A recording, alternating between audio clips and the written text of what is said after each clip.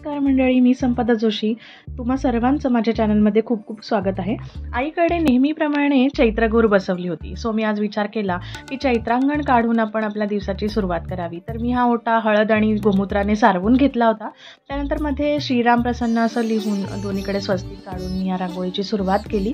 तर मी अशा पद्धतीने हे चैत्रांगण पूर्ण केलं आहे. तुम्हाला मी दाखवते.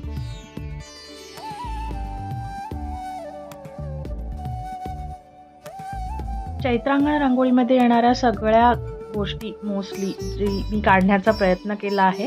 तुम्हाला माझी रांगोळी कशी वाटली नक्की सांगा मला. आणि आज अक्षय तृतीया आहे, सो आज आंब्याचा रस तर झालाच पाहिजे. सो मी कामाला लागले फास्टमध्ये.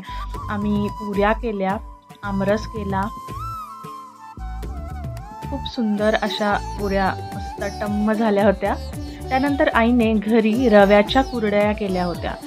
तर आमरस आणि कुरडईचा जो मेळ आहे तो आज लागला फायनली. खूप सुंदर फुगल्या. कोथिंबिरीची भजी केली होती.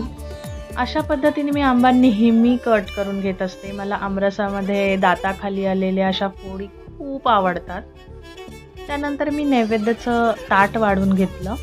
लिंबू, कैरी आणि खोबऱ्याची चटणी, उकडलेल्या बटाट्याची भाजी, भाताची मूद आणि त्यावर गरमागरम असं वरण, तूप, त्यानंतर आमरस, पुऱ्या आणि घरी केलेले पापड आणि भजी.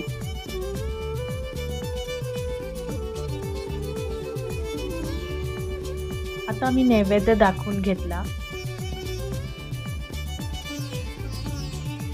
आणि फायनली रस टाकायची वेळ आली.